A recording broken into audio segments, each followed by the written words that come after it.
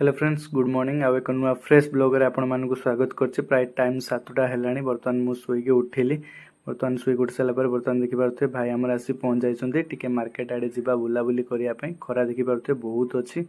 बर्तमान मु कार भीतर बसली बापा ए आगाडे अछन्ती। कार भी बहुत ठंडा अछि, टेंशन नै किछि। बर्तमान हम भालु बुला बुली करिया पई आ आगाडे हमर भाई चिंटू भाई बसछन्ती, बापा ड्राइविंग करछन्ती आ पछाडे तुम बसछि। बर्तमान आसु आसु हम गाड़ी चकाटा आगरे लीक हेछि।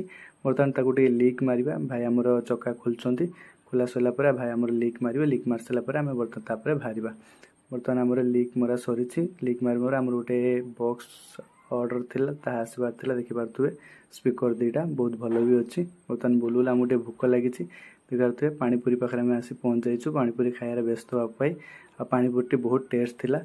आ बर्तमान मु एई भଳି पानीपुरी खाए, तमे एमति खाओ कि नाही कमेंट बॉक्स रे निहाती जणाइबे। एभଳି आपण माने खाआंती कि